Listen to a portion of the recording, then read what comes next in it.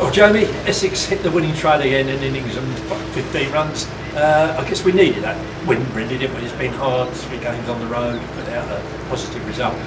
Yeah, like we've obviously not played our best cricket, but I think that was our best cricket. I think it'd be hard to argue that. So that shows kind of what we're about. Obviously, the people are doubting us and whatever, so that hopefully sends a clear message of what we've got in our team and what we're capable of, and hopefully we'll continue that for the remaining games.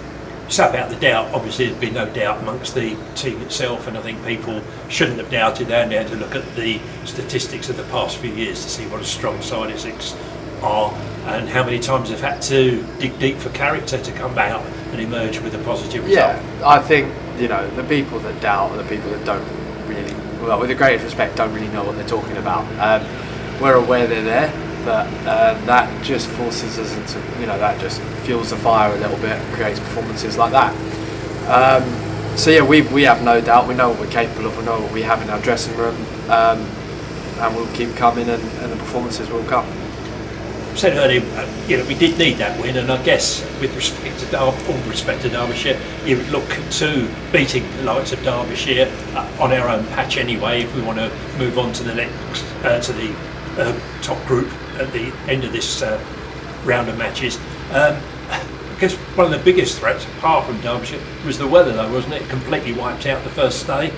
Yeah, well, that was what it was really in the end. There was a bit of a race against the weather, but I just think the way to have first day rained off on a wicket that looked like it was going to offer a bit to the bowlers, it was a little bit better than we thought looking at it. But to play the way we did on day one, I mean, I've never been involved in such a dominant day's play in my life.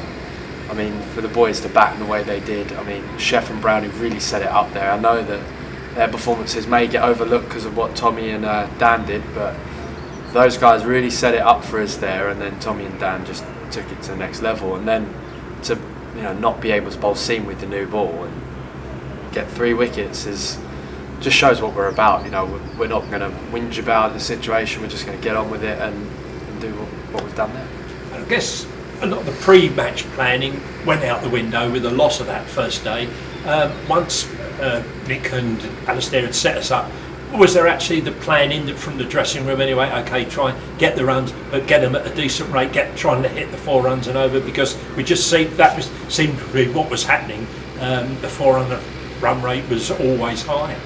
I think to start off with, it was just left to the guys in the middle, play it how you see it.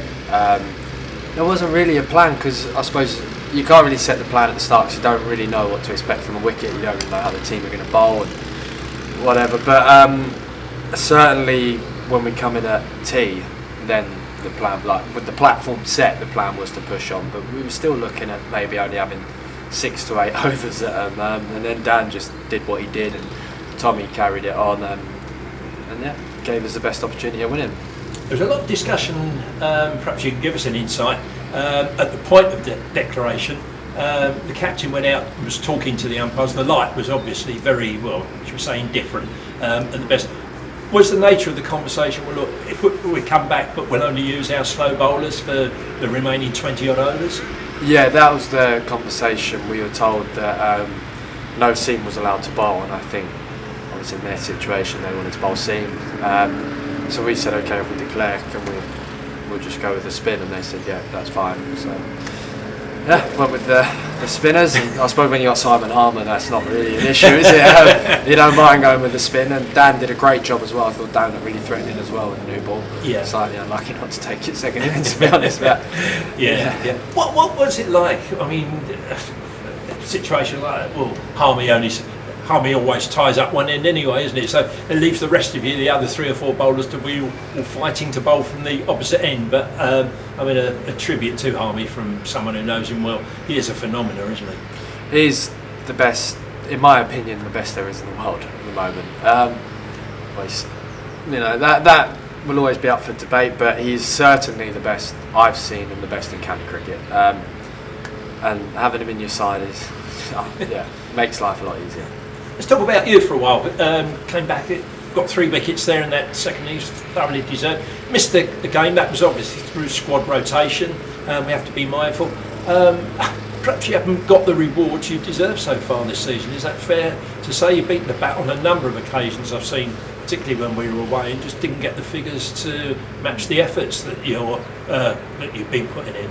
Yeah, I feel like things haven't gone my way. I feel like at times, probably most of the time, I feel I've bowled better than my figures have suggested. But the good thing is, and the thing that will only make me better is I've through all this I've looked at my game and thought, okay, how can I, instead of just being happy and waiting for the rewards to come, I've looked at how can I, add to this, how can I make myself better, how can I force the rewards. And I feel like I had some good conversations with a few teammates after the last game in Notts, and I've managed to figure out a couple of things, and they've worked this week. I've put them into practice and got a few more rewards. Felt like I could have had a few more, but it's the way it goes. But you know what? If you're winning, that's all that matters. That's all I'm about. Yeah. A couple of years ago, 2 or 3 years ago, would you have started getting a bit worried about that? That no matter how well you knew you were bowling, this game's all about figures, isn't it? Statistics in the book.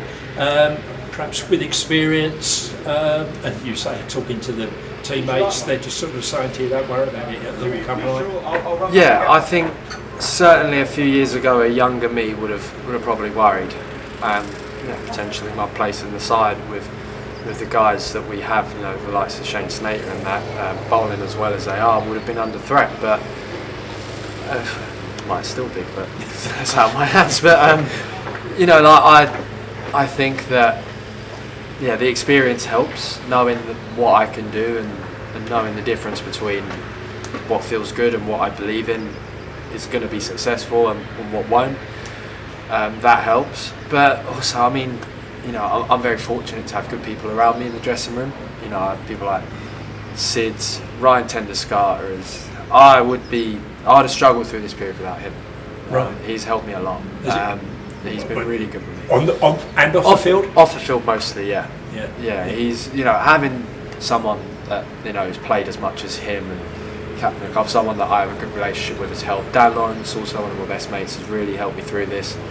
Because it has been not easy, because I've been used to having it a lot easier than this, and I've had to work a bit harder for it. But ultimately, I believe that I'm coming out a better bowler, and I think I've proved that in this game.